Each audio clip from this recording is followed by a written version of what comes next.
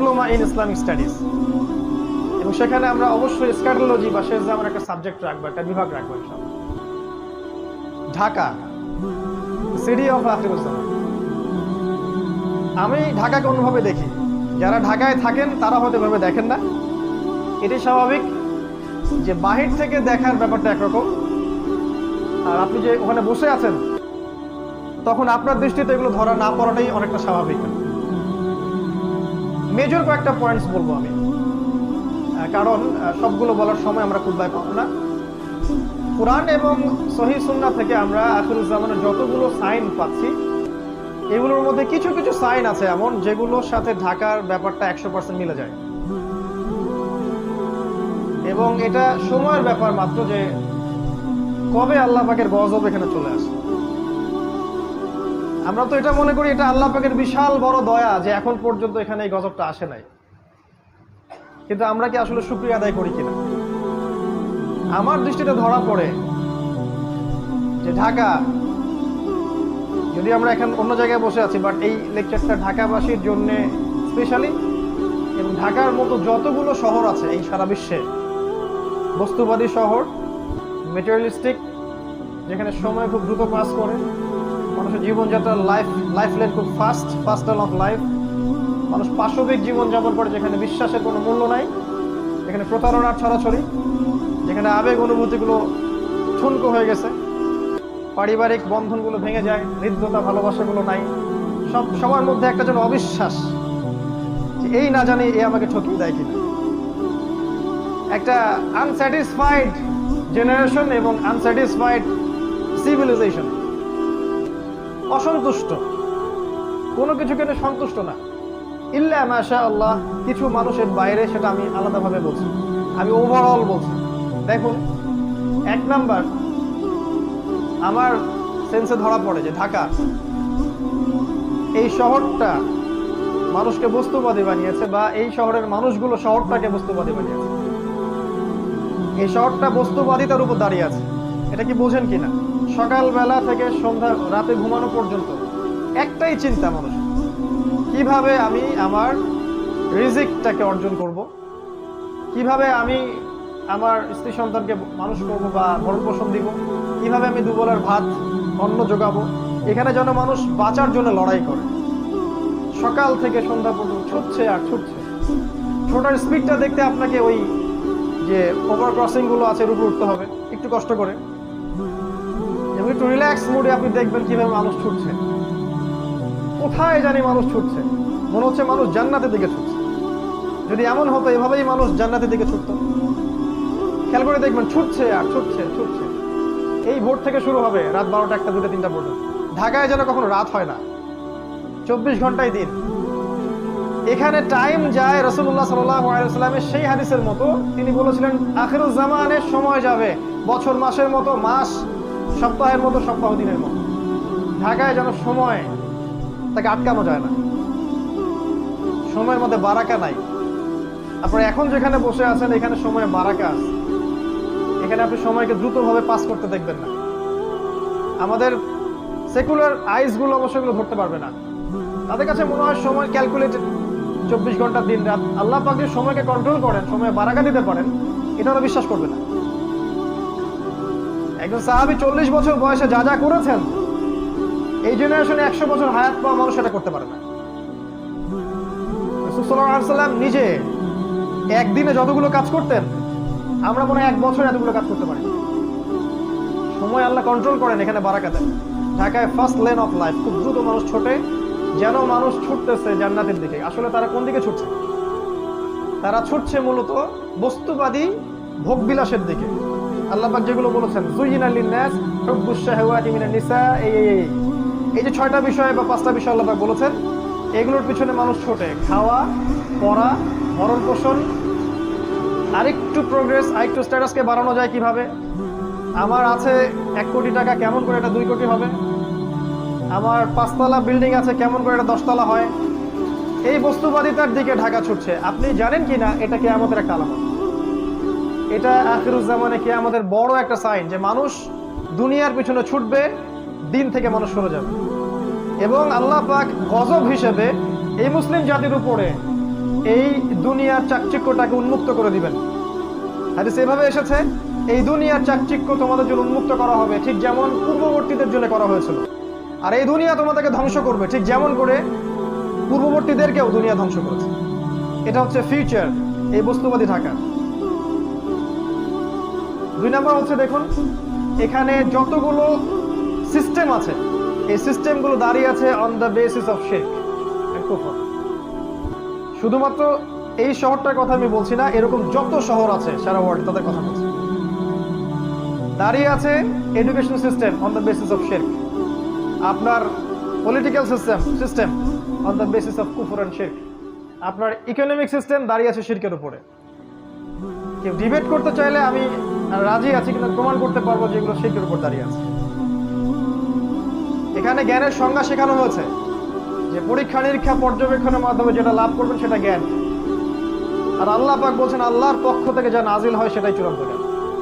কুফর এবং শিরক এখানে শেখানো হয়েছে জ্ঞান অর্জনের কি উদ্দেশ্য, একটা জব, একটা চাকরি। এই জন্য বড় বড় চাকচিক্যময় ইউনিভার্সিটি গড়ে উঠেছে এখানে শহরের মধ্যে। এবং এই ইউনিভার্সিটিসগুলো আমাদেরকে কি শিখাচ্ছে আসলে দিন শেষে? ওযুর মাসআলা, গোসলের মাসআলা, 10টা হাদিস, 20টা কোরআনের আয়াত, 10টা সূরা, ইতিহাস, ফিকহ। আপনাকে শেখাচ্ছে কিভাবে আপনি একটা চাকরি অর্জন করবেন, আপনার স্ট্যাটাস বাড়বে, বাড়ি গাড়ি করবেন, খাবেন, ফুর্তি করবেন, এনজয় করবেন, পাশবিক লাইফ লিড করবেন, দেন ইউ উইল ডাই, আপনি মারা যাবেন। মারা যাওয়ার পরে আপনার 3 বার জানাজা পড়ানো হবে 3টা জায়গায়, তারপর 3 দিন পর মানুষ আপনাকে ভুলে যাবে। এবার গন ফ্রম হিস্ট্রি, আপনি হিস্ট্রি থেকে, ইতিহাস থেকে আপনার নাম শেষ, মুছে গেছে। ঢাকা আপনাকে এটা শেখাচ্ছে, এবং এর মতো যত সভ্যতা আছে এগুলো। এটা বস্তুবাদী এডুকেশন সিস্টেম। আল্লাহ পাক বলেছেন আমার নাজিল করা যে শিক্ষা ব্যবস্থা এটা হচ্ছে এমন, মানুষ জ্ঞান অর্জন করবে আল্লাহকে পাওয়ার জন্য। জ্ঞান অর্জনের উদ্দেশ্য হবে দিন প্রচার করা, প্রতিষ্ঠা করা, বিনয়ী হওয়া, নম্র হওয়া এবং জ্ঞান অনুযায়ী আমল করা। জ্ঞান এমন হবে উপকারী যেটা আল্লাহর পক্ষ থেকে নাজিল হয়, যে জ্ঞান আমাদেরকে আল্লাহ থেকে দূরে সরাবে না, বরং কাছাকাছি নিয়ে আসবে। মিলান আপনার এডুকেশন সিস্টেমের সাথে এগুলোতে আসলে কি এমন হচ্ছে কিনা। কিন্তু লাক্সারিয়াস বিল্ডিং এর তো অভাব নাই, ব্যাঙের ছাতার মতো লক্ষ লক্ষ প্রতিষ্ঠান আপনার শহরে। কয়টা প্রতিষ্ঠান আপনাকে আল্লাহর দিকে নিয়ে আসতেছে? এডুকেশন সিস্টেম দাঁড়িয়ে আছে শিরকের উপর। আপনার ইকোনমিক সিস্টেম আপনার শহরের দাঁড়িয়ে আছে শিরকের উপরে। তারা আল্লাহর হালালকে হারাম করেছে, আর আল্লাহর হারামকে তারা হালাল করেছে। আল্লাহ পাক সুদকে হারাম করেছিলেন, তারা সুদকে হালাল করেছে। তারা রিবাকে ফরজ করেছে। আল্লাহ পাক দিয়েছিলেন একটা মনিটারি সিস্টেম, সেটাকে তারা তুলে দিয়েছে। আল্লাহ পাক কারেন্সি দিয়েছিলেন, সেটাকে তারা তুলে দিয়েছে। আল্লাহর হালালকে কেউ যদি হারাম করে, আর আল্লাহর হারামকে কেউ হালাল করে, এটাকে কি বলা হয়? সূরা তাওবার 31 নম্বর আয়াত পড়ে দেখেন, এখানে বলা হচ্ছে এটা শিরক। এটা হ্যাঁ না, এটা যাই হোক, আমি এই মুহূর্তে মনে করতে পারছি না। শেষের শব্দটা দেখবেন যে এখানে শিরকের কথা বলা আছে। ইত্তাখাযু, মনে পড়ছে, ইত্তাখাযু আহবারহুম ওয়া রুহবানহুম আরবাবা মিন দুনিল্লাহ ওয়াল মাসীহ ইবনে মারইয়াম। তারা কি করেছিল? আল্লাহকে বাদ দিয়ে, খ্রিস্টানদের কথা বলা হচ্ছে, জিউসদের কথা বলা হচ্ছে, পাদ্রী দরবেশ এদেরকে রবের আসনে বসিয়েছে। ভালো করে শোনেন একটা, তারা পাদ্রী এবং দরবেশদেরকে রবের আসনে বসিয়েছিল এবং ঈসা আলাইহিস সালামকে রবের আসনে বসিয়েছিল। ওয়া মা উমিরু ইল্লা লিয়াবুদু ইলাহা ওয়াহিদা, কিন্তু ওদেরকে শুধু আদেশ করা হয়েছিল তারা এক আল্লাহর ইবাদত করবে। এই আয়াতটা যখন পড়া হচ্ছে আদী ইবনে হাতেমের সামনে, আদী ইবনে হাতেম বলছেন যে আমরা তো আমাদের পাদ্রী দরবেশদের ইবাদত করি না ইয়া রাসূলুল্লাহ। আল্লাহ রাসূল বলছেন আলাইসা ইউহারিমুনা ফাআহাল্লাহু ফাতুহিল্লুনাহু, তারা কি আল্লাহর হারামকে হালাল করে দেয় না, তোমরা কি সেটা গ্রহণ করো না? তারা কি আল্লাহর হালালকে হারাম করে দেয় না, তোমরা কি সেটা মেনে নাও না? বা তারা কি আল্লাহর হারামকে হালাল করে না, তোমরা কি সেটা মেনে নাও না? তখন আদী ইবনে হাতেম বলল যে হ্যাঁ, বেলা ইয়া রাসূলুল্লাহ, এটা তো আমরা করি। আমরা হয়তো সরাসরি ওদের ইবাদত করি না, ওদেরকে সিজদা করি না, ওদের সামনে নজর মানত করি না, কিন্তু ওরা আল্লাহর হালালকে হারাম করলে আমরা মেনে নিচ্ছি, আর ওরা আল্লাহর হালালকে যদি হারাম করে ফেলে আমরা মেনে নিচ্ছি। আল্লাহ রাসূল সাল্লাল্লাহু আলাইহি ওয়াসাল্লাম তিলকা ইবাদাতুহুম, এটাই হচ্ছে ওদের ইবাদত করা। এখন আপনি আসেন আপনার সিস্টেমের দিকে। আল্লাহ পাক সুদকে হারাম করেছেন, আমরা কি করেছি? হালাল করেছি। আল্লাহ পাক মাদককে হারাম করেছেন, আমরা হালাল করে দিয়েছি। নিজেকে প্রশ্ন করেন, আমরা কিন্তু মন থেকে হালাল করে নিয়েছি। আল্লাহ পাক জিনাকে হারাম করেছেন, আমরা উন্মুক্ত করছি। আল্লাহ পাক খিলাফাকে হালাল করেছেন, আমরা হারাম করেছি। আল্লাহ পাক অনেক কিছুকে হালাল করেছেন যেগুলোকে আমরা হারাম করে নিয়েছি, বা আবার আল্লাহ পাক অনেকে হারামও করেছেন যেগুলোকে আমরা হালাল করে নিয়েছি। এই সিস্টেমটা যদি চলতে থাকে, এটাকে আল্লাহ পাক বলেছেন শিরক।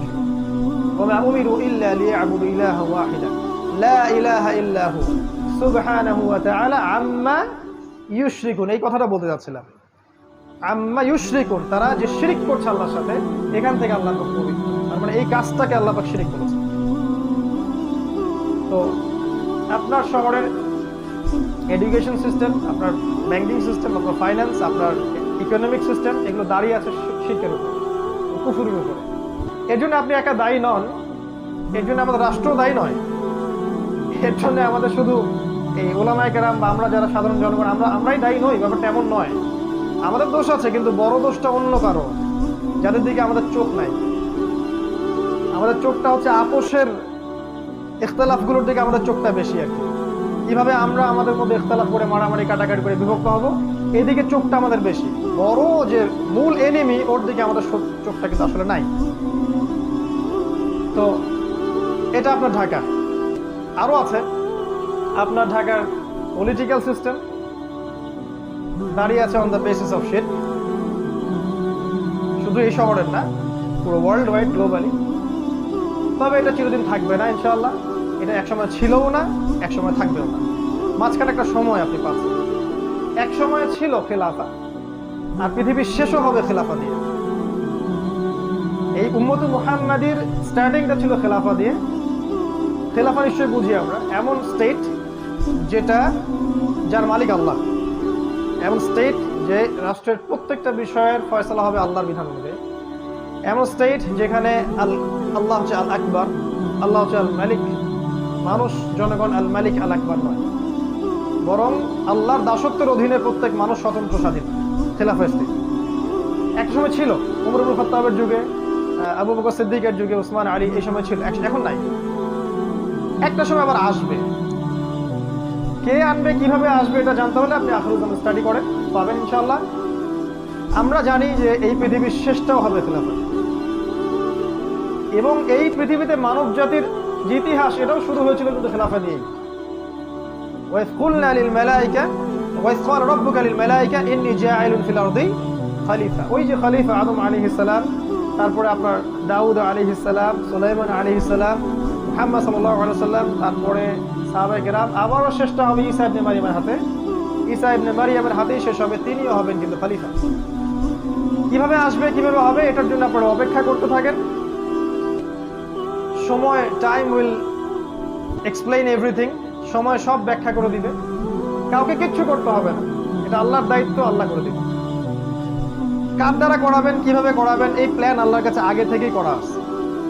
আল্লাহ পাকের লাউহে মাহফুজে আগে থেকেই লেখা আছে যে দাজ্জালকে খুঁজতে যাওয়া সেই 10 জন ঘোড়সাওয়ারের বাবার নাম কি, তাদের নাম কি, তার বাবার নাম, সব কিছু রিটেন করা আছে। এত উদ্বিগ্ন হওয়ার কিচ্ছু নাই যে এখন আমাদের অবস্থা কেন এরকম, কিছুই হচ্ছে না, এত উদ্বিগ্ন হওয়ার কিচ্ছু নাই। এটা শেষ হবে খেলাফত। এখন যে অবস্থাটা আপনি আছেন, এটা শিরকের উপর দাঁড়িয়ে আছে। যারা দাঁড়িয়ে রেখেছে, দাঁড় করিয়ে রেখেছে, তাদের প্রতি নসিহত করা ছাড়া আমাদের কোনো আসলে কাজ নাই এই মুহূর্তে। আমরা দুর্বল, আর এটা আমাদের জন্য শোভাও পায় না যে আমরা তাদের পক্ষে বিরুদ্ধে এমন কিছু করবো যেটা আমাদের শক্তি নেই। আমরা নাসিহা করতে পারি, তারা যদি রিসিভ করেন আলহামদুলিল্লাহ, রিসিভ না করলে তাও আলহামদুলিল্লাহ, অ্যাটলিস্ট আপনি আপনার দায়িত্ব পালন করেছেন।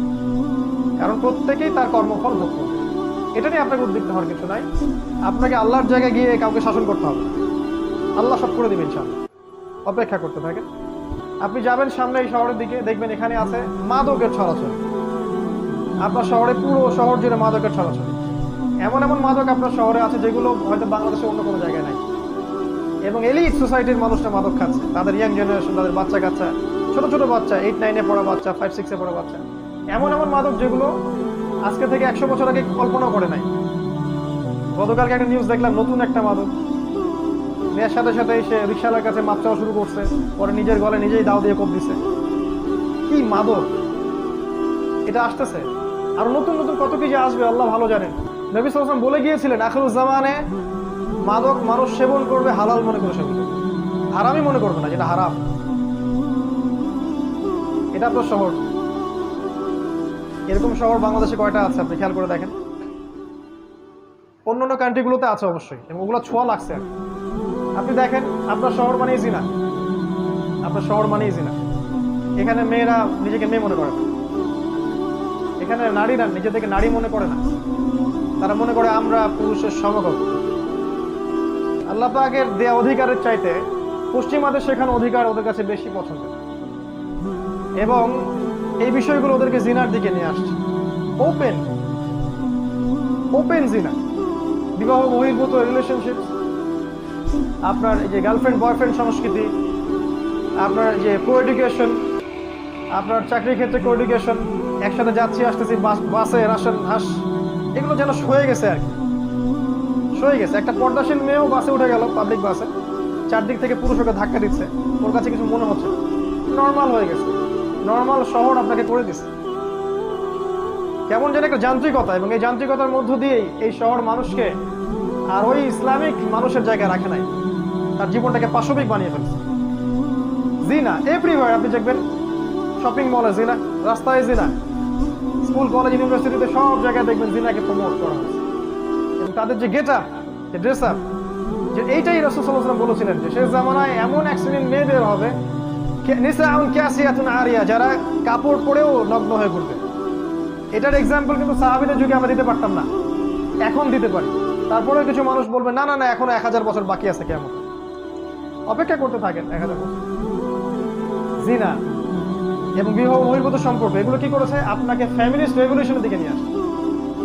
এখানে সম অধিকারের নামে দেখবেন মেয়েদেরকে পণ্য বানানো হয়েছে বিউটি কন্টেস্টের মাধ্যমে। এই যে মিউজিক, এই যে বিউটি কন্টেস্ট, এই যে মিডিয়া, এই যে গ্ল্যামারাস ব্যাপার স্যাপার, এগুলোতে নারীকে নারীর জায়গায় রাখা হয় নাই, তার সব কিছু উন্মুক্ত করা হয়েছে।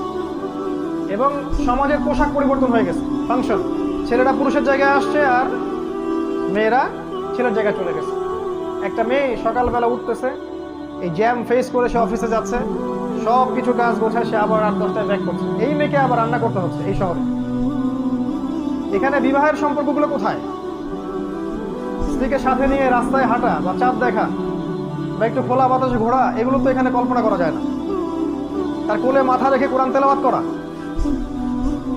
এটাই শহরে সম্ভব হয় ইল্লা মাশা। এতে করে বন্ধনগুলো ভেঙে যায়, পারিবারিক মূল্যবোধগুলো ভেঙে যায়। ডিভোর্স বাড়তেছে আপনার শহরে, এবং আপনার শহরে ডিভোর্স বাড়তেছে, পরকীয়া বেশি হচ্ছে, এবং পরকীয়ার বলি হচ্ছে কিন্তু হত্যা। পরকীয়া মানে কিন্তু হত্যা। পরকীয়ার পর একটা খুন ছাড়া কোনো সলিউশন থাকে না। ওই যে দেখলাম 6 টুকরা লাশ, আল্লাহ ভালো জানো সত্য না মিথ্যা, আমরা দেখেছি। এরকম ঘটনা একটা দুটো না, অনেকগুলো হয়।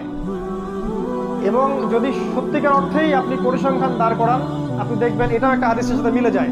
শেষ জামানায় হত্যাকাণ্ড বাড়তে থাকে, এবং যাকে হত্যা করা হবে সে জানবে না কেন আমাকে হত্যা করা হচ্ছে, আর যে মারবে সেও জানবে না কেন আমি হত্যা করবো। এটা আপনার শহর। এখানে আপনি দেখবেন পরিবারগুলো ভেঙে যাচ্ছে, সন্তান তার মাকে কাছে পাচ্ছে না, বাবাকে কাছে পাচ্ছে না। এই সন্তান যখন বড় হবে সে খুব লোনলি ফিল করবে। মনে রাখবেন শৈশবে একটা বাচ্চা যেভাবে বড় হয়ে ওঠে, যৌবনকালে তার মাথাটা ওরকম হয়। যে বাচ্চাকে শৈশবে প্রচন্ড টর্চার করেছেন, একাকিত্বে রেখেছেন, তাকে সঙ্গ দেয় নেই বাবা মা, এই সন্তানটা বড় হয়ে সন্ত্রাসী হতে পারে। সমূহ সম্ভাবনা আছে জঙ্গি হতে পারে। ওদের সেন্সে জঙ্গি বলছে, আমাদের সেন্সে না। ওরা যেটা বলে মানে উগ্রবাদী হয়ে যাবে, নিরপরাধ মানুষকে হত্যা করবে, এটা হতে পারে। সন্তানের শৈশব এখানে হরণ করা হয়। আর ওকে ওই যে চাইল্ড কেয়ার সেন্টারে আমরা দিয়ে আসি, সন্তানকে মানুষ করে কাজের বুয়া, এটাই শহর আপনাকে দিয়েছে। এবং এই প্রতিটা বিষয়কে আমাদের সাইন, প্রত্যেকটা হাদিস বলার সময় পাচ্ছি না আজকে। এই শহর আপনাকে আরো দিয়েছে সময়ের দ্রুততা, এখানে সময় দ্রুত পাস করে, এখানে সময়ের সাকিনা নেই। এই শহরের একটা ছেলেকে যদি আপনি একটা প্রত্যন্ত কোনো গ্রামে রেখে আসেন, সব টেকনোলজিকে বাদ দিয়ে স্মার্টফোন টোন ক্যান্সেল করেন, হি উইল বিকাম ক্রেজি, সে পাগল হয়ে যাবে, চলতেই পারবে না সে, ওর মাথা খারাপ হয়ে যাবে যে আমি কিভাবে সময় কাটাবো। এখানকার যুব সমাজ বা এখানকার ছেলেরা, ছোট ছোট বাচ্চা যারা আছে, কিশোর এবং যুবকেরা, এরা ওদের মতো ওই প্রত্যন্ত জায়গায় ফুটবল খেলতে পারে না, চড়ের মধ্যে হাঁটতে পারে না, ওখানে বালুর সাথে, বাতাসের সাথে, মাটির সাথে ভিজতে পারে না। এরা বৃষ্টিতে ভেজে না। এরা হাইজেনিক ফুড খায় না, ম্যানুফ্যাকচার্ড করাপ্টেড ফুড খায়। এদেরকে খেয়াল করে দেখবেন, এরা ফিজিক্যাল স্ট্রাকচারে ওদের মতো শক্ত না। এটা গ্রামের ছেলে অনেক বেশি শক্ত, এটা গ্রামের মেয়ে অনেক বেশি শক্তিশালী। এখানকার একটা মেয়ে নর্মাল ডেলিভারি দিতে পারবে না, এটা গ্রামের মেয়ে 10টা বাচ্চা দিতে পারবে নর্মাল, কিছুই লাগে না। নবীজি বলেছিলেন শেষ জামানায় মেয়েদেরকে ধরা হবে, পেট কেটে ফেলা হবে। এখন বলবে এই হাদিসের ব্যাখ্যা করতে যাবেন না। কিছু আমাদের ভাই আছে Protestant version of Islam follow করে, না না এটার ব্যাখ্যা করার দরকার নাই। ব্যাখ্যার অধিকার আপনি আমার থেকে হরণ করেন কেন? ব্যাখ্যা একটা করছি, সত্য হলে হবে, না হলে হবে না। ব্লেম তো আমার ঘরে আসবে কিয়ামতের দিন, আপনাকে টেনশন করার দরকার নেই। আমরা বলছি এটা সিজার, শেষ জামানায় মেয়েদেরকে ধরা হবে, পেট কেটে ফেলা হবে এবং পেটের ভিতর যা আছে বের করে ফেলা হবে। আরো বলেছেন নবীজি শেষ জামানায় গর্ভপাত বাড়তে থাকবে। আপনার এই যে জিনা, আপনার পর্নোগ্রাফি, আপনার শহর মানে পর্নোগ্রাফি, এখানে যত ফ্যাক্ট, এই যে ইন্ডাস্ট্রিগুলো গড়ে উঠেছে গ্ল্যামারাস, এগুলোর ভিতরে আছে পর্নোগ্রাফি। আমার সেটা আপনারা ভালো জানেন। এবং এই প্রতিটা সেক্টর, এই আপনার ইন্ডাস্ট্রিয়াল সেক্টরগুলো, এই যে মাদকের সেক্টরগুলা, মিউজিশিয়ানগুলা, আর অন্যান্য যারা যারা আছে এই লাইনে, এদের মধ্যে একটা বড় অঙ্কের মানুষ হচ্ছে সমকামী, দে আর হোমোসেক্সুয়াল। এবং ওদের সংগঠনও আছে, আপনার শহরেই আছে। এটা আপনার শহর ঢাকা, সিটি অফ আখিরুজ্জামান। এখানে আপনি দেখবেন কনস্ট্রাকটিভ বিল্ডিং, উঁচু উঁচু বিল্ডিং। এই বিশ্ব আজকে থেকে 100 বছর আগে এই বিশ্ব দেখে নাই যে প্রতিটা শহরে বড় বড় উঁচু উঁচু বিল্ডিং। আর নবী সাল্লাল্লাহু আলাইহি ওয়াসাল্লাম তার জীবনের শেষের দিকে হাদিস বলেছেন, লাস্টের দিকে জিবরাইল আলাইহিস সালাম এসে জিজ্ঞাসা করেছিলেন ঈমান কাকে বলে, ইসলাম কাকে বলে, কিয়ামত কবে হবে ইত্যাদি। নবীজি এই হাদিসে বলেছেন কিয়ামত কবে হবে আমি জানি না, বা এভাবে বলেছেন যে তোমার জ্ঞান মাল মাসউলু আনহা বিআ'লামু মিনাস সাইল, প্রশ্নকারীর চেয়ে উত্তরদাতা বেশি জানে না। কিন্তু আলামত দুইটা বলতেছে, মাত্র দুইটা। একটা হচ্ছে ওয়ান তারাল হুফাতাল উরাতাল আলাতা রিয়া আশ-শাই ইয়াতাতাওয়ালুনা ফিল বুনিয়ান, যখন আপনি দেখবেন যে সমাজের সবচেয়ে নিম্ন শ্রেণীর মানুষেরা, রাখাল টাইপের মানুষ, কাপড় নাই গায়ে, পায়ে স্যান্ডেল নাই, এরা উঁচু উঁচু বিল্ডিং নির্মাণের প্রতিযোগিতা করবে, তখন আপনি অপেক্ষা করেন কিয়ামতের জন্য। এই দৃশ্যটা কি লাস্ট 100 বছরের বিশ্ব দেখেছে কিনা? আপনার শহরের দৃশ্যকে দেখে প্রতিদিন প্রতি রাত। এখানে সূর্য ওঠে বিল্ডিং এর ফাঁক দিয়ে, সূর্য ডোবে বিল্ডিং এর ফাঁক ফাঁক। তারপরেও কিছু মানুষ বলবে না না এখন অনেক দেরি আছে। শোনেন, কিয়ামতের বড় সাইন হচ্ছে ভূমিকম্প। বেশি বেশি ভূমিকম্প হতে থাকবে সামনে, এবং বড় বড় তিনটা, একটা পূর্বে, একটা পশ্চিমে, একটা মাঝখানে পৃথিবীর। কিন্তু ছোটখাটো অনেক ভূমিকম্প হবে। বাইনা ইয়াদে গেছে কিয়ামতের আগে আগে মুতানুন শাদীদ, প্রচন্ড রকম মহামারী ছড়াবে বড় বড়। ওয়া বা'দাহু, এরপরে আসবে সানাওয়াতুজ জালাজিল, ভূমিকম্পের বছরগুলো। যদি এখনকার এই মহামারীর সিজনটাই সেই মহামারী হয়ে থাকে, আমি শিওর না, যদি হয়ে থাকে আল্লাহ ভালো জানেন, তাহলে এরপরে নিঃসন্দেহে ভূমিকম্প। আর এমনিতেই নর্মালি আপনার শহরে যদি একটা ভূমিকম্প হয়, চিন্তা করেন যে এই যে কি বলবো, উঁচু উঁচু দ্বিতল তৃতীয় অট্টালিকাগুলোর কি হবে? প্রত্যেকটা একটা একটা করে কবরস্থান হয়ে যাবে। আর এই কথা সেকুলাররাও বলে, কিন্তু তারাই সতর্ক করছে না যারা ওয়ান-আইড পিপল। এটা আপনার শহর, এখানে আরো অনেক কিছু আছে। এখানে আপনি পাবেন প্রতারণা, আমানত এখানে উঠে গেছে। নবী সাল্লাল্লাহু আলাইহি ওয়াসাল্লাম বলেছিলেন কিয়ামতের আগে কি হবে? আমানত উঠে যাবে।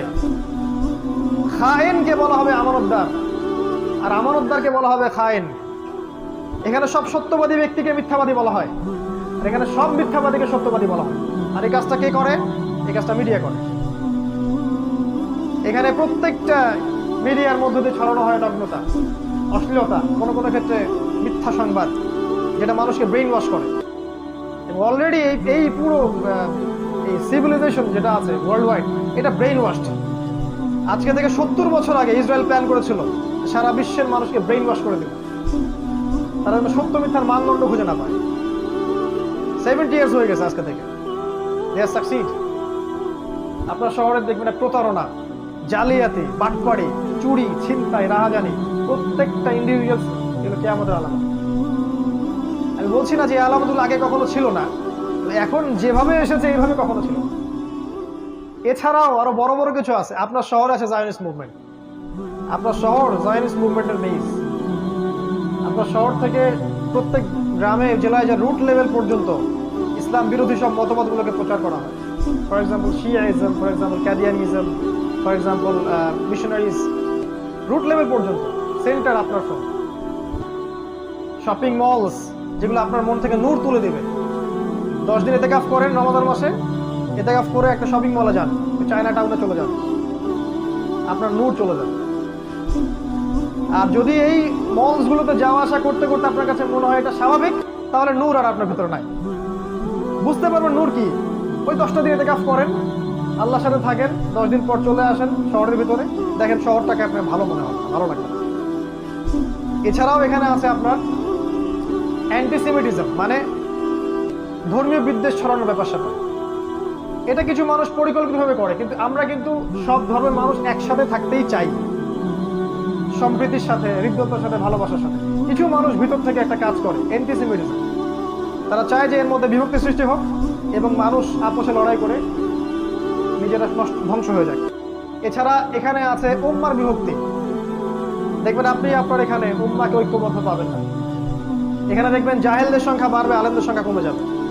এমন স্কলার আমাকে দেখেন আপনার শহরের, যে এই শহরের থেকে এই শহরে বড় হয়ে স্কলার হয়েছে, এই শহরে জন্ম নিয়ে, এই শহরে শৈশব কৈশোর যৌবন পার করে পড়াশোনা করে সে বড় স্কলার হয়েছে, যে সারা বিশ্বকে ডিল করতে পারে, যার একটা ভয়েসে সারা বিশ্বের আনাচে কানাচে মানুষ প্রেরণা পাবে বা দিক নির্দেশনা পাবে বা যুগকে বুঝতে পারবে। একটা স্কলার দেখান, বাহিরের মানুষ স্কলার হয়ে এই শহরে আসছে। এই শহর আপনাকে স্কলার প্রডিউস করতে পারে না, কিন্তু হ্যাঁ আপনি এখানে ইসলাম বিরোধী স্কলার পাবেন অনেক। তারপর এখানে আপনি জামা, ইমারা, ঐক্য, ইউনিটি কিছুই পাবেন না। প্রচুর সমস্যা, এগুলো আমাদের সায়েন্স। এখানে আপনি পাবেন নাস্তিকতা, আপনি পাবেন কুফর, আপনি শিরক পাবেন, ফাসিকি জুলুম পাবেন। জুলম, এই শহরটা জুলমের শহর। সুযোগ পেলেই যেন আরেকজনকে ঠকাতে হবে মানসিকতা নিয়ে বড় হয়। চান্স পাইছি 200 টাকা ঠকায় দিব, ওই ঠকায় দেওয়ার ফলে মনে হলো আমার ক্রেডিট, আমি অ্যাচিভ করলাম কিছু একটা। এই শহরের মানুষ আলটিমেটলি পরকালকে ভুলে গেছে। আল্লাহর সামনে দাঁড়িয়ে ইয়াউমা ইয়াকুমুন নাস লিরাব্বিল আলামিন আয়াতটা ভুলে গেছে। সেদিন কি অবস্থা হবে? সেদিন মানুষ তার রবের সামনে দাঁড়াবে এবং তাকে প্রত্যেকটা বিষয়ের হিসাব দিতে হবে। আরো আছে এই শহরের পুরো জেনারেশন, ইয়াং জেনারেশন স্পেশালি, তারা তাদের জীবনের লক্ষ্য থেকে সরে আসে। তাদের কোনো ইসলামিক যে ambition, Islamic goal, the aim in life, Islamic concept এটা নাই। তারা জানে না যে তারা আসলে কি চায় জীবনে। এই শহরে এমন ছেলের সংখ্যা অনেক বেশি যারা একসময় খারাপ লাইনে ছিল, বেলাইনে ছিল, হয়তো মাদকের সাথে ছিল, গিটার বাজাতো বা ড্রামস প্লে করতো বা ব্যান্ডের সাথে ছিল বা আরো অন্যান্য খারাপ কিছু করেছে। এ ধরনের অনেক মানুষ কিন্তু এই শহর ইসলামের দিকে আসছে। সত্যিকার অর্থে এই শহরের ইয়াং জেনারেশনকে ইসলামিক যে মোটিভেশন, ইসলামিক যে মানে গোল অফ লাইফ, এখান থেকে সরিয়ে দেওয়া হয়েছে। তারা এখনো জানে না যে তাদের জীবনের গোলটা কি।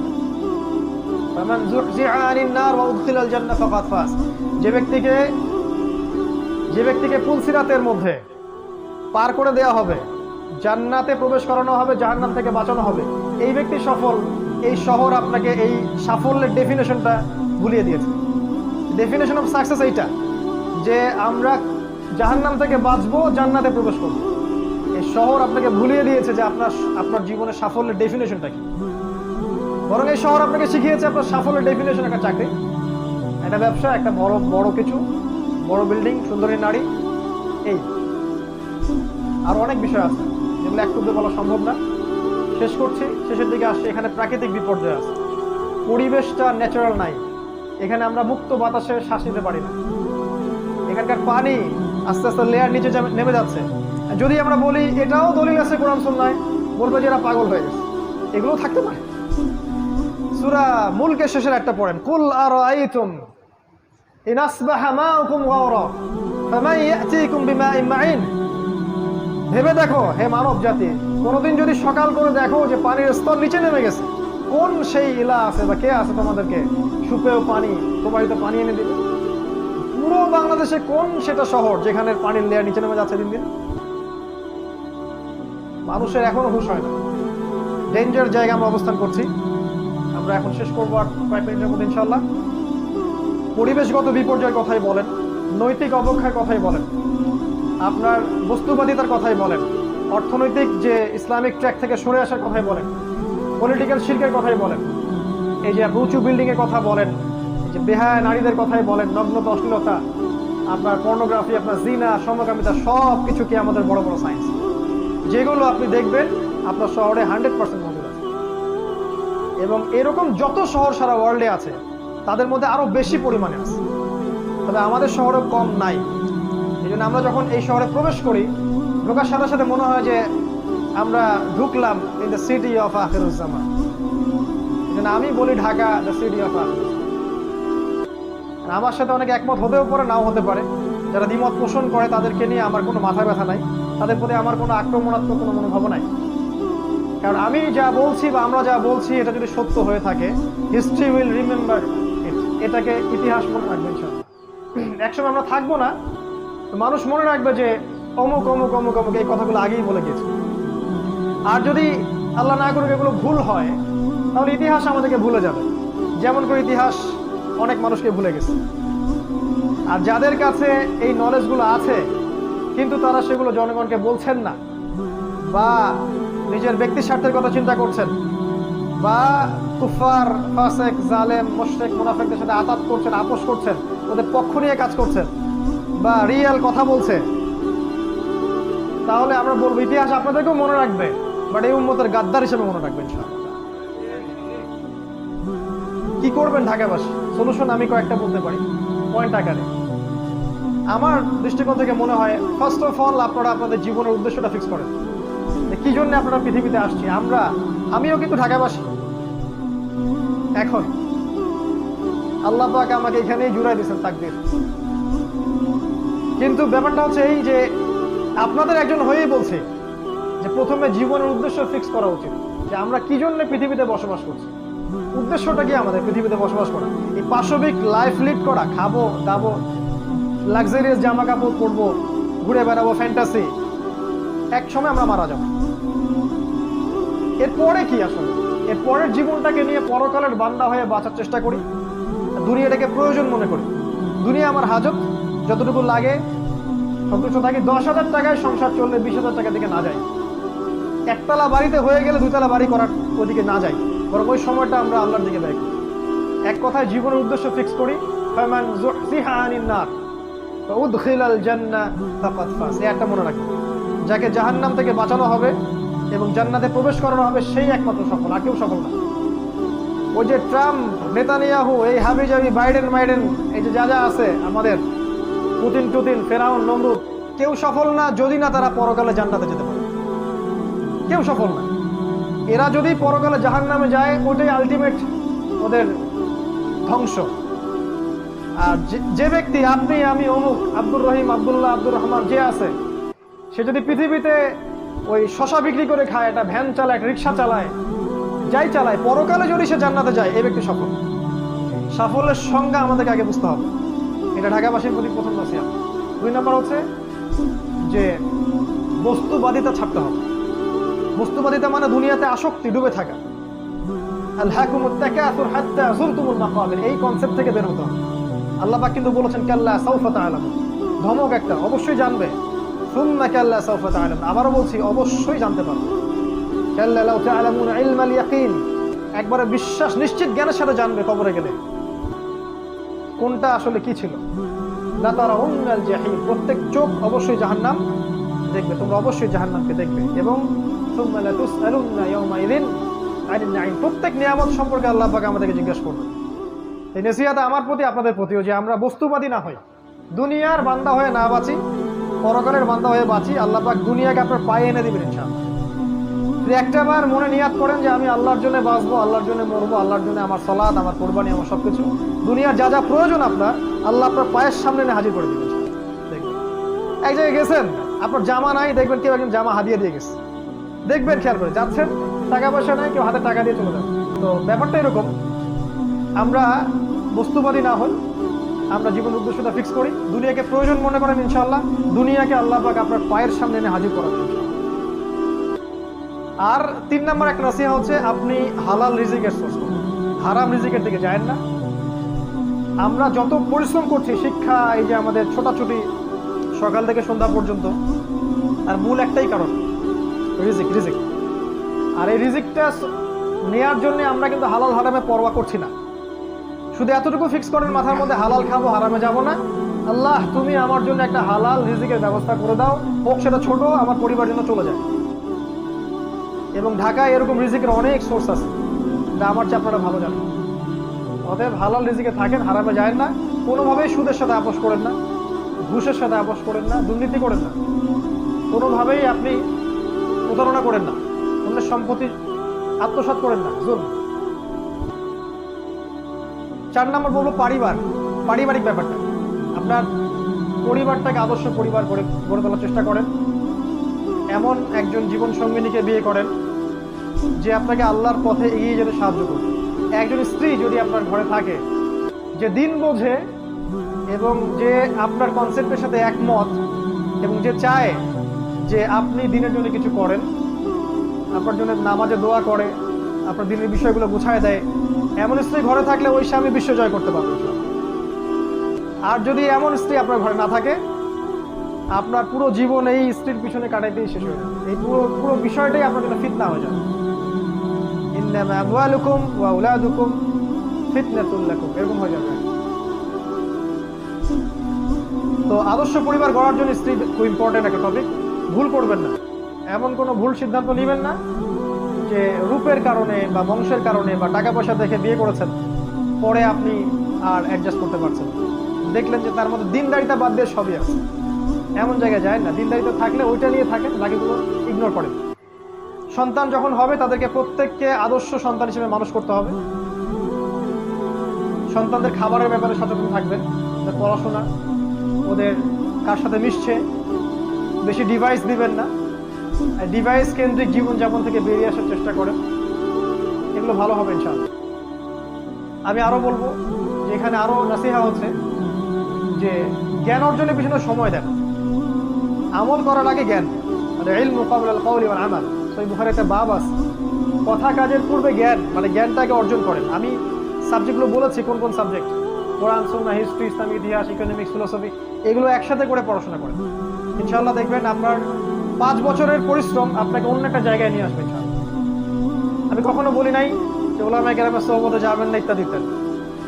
আমি বলেছি শুধুমাত্র একটা ঘরানার ওলামার কাছেই পড়ে থাকবেন না, সমস্ত ওলামায়ে কেরামকে ভালো চোখে আগে দেখতে শেখেন, সবার কাছ থেকে জ্ঞান নিয়ে শেখেন। যদি আপনি শুধুমাত্র সালাফিজমই থাকেন, আমাদের সোকল সালাফিজমের কথা বলছি, তাহলে তো আপনি কমই ঘরানার আলেমের কাছে জ্ঞান পাবেন না, সিম্পল। তাহলে মনে হবে যে এদের কাছে কোনো জ্ঞানই নাই। এটা তো অহংকার, কেবর, যেটা ইবলিসের ছিল।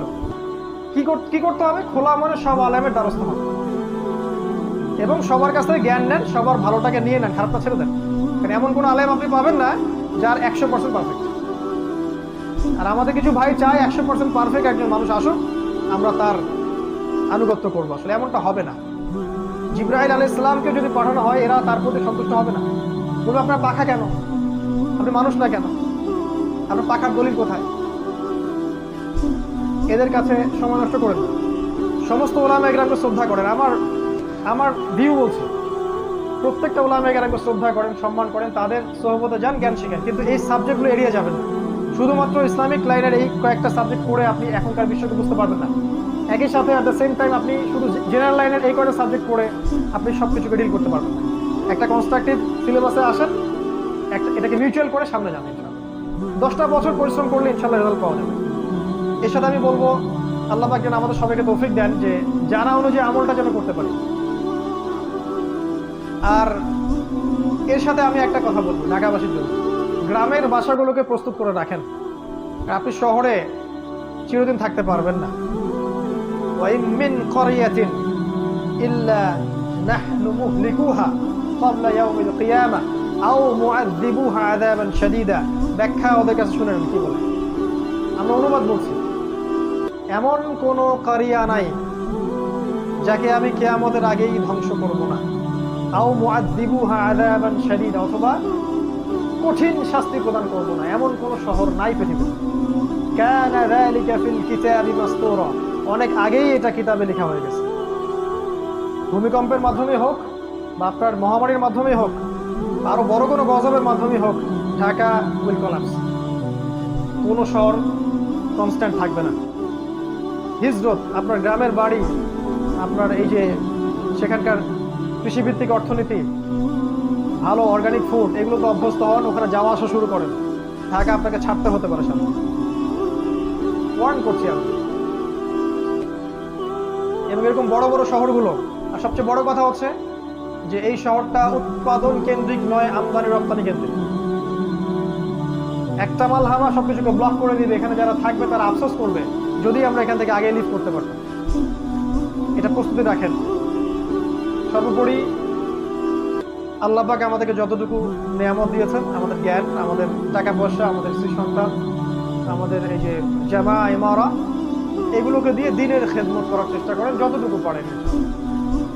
সমসাময়িক বিষয়গুলো পড়েন, আগামীর জন্য প্রস্তুত থাকেন এবং আপোষে ইখতলাফ না করে, যারা ইখতলাফ করে ওদেরকে ভুলে যান।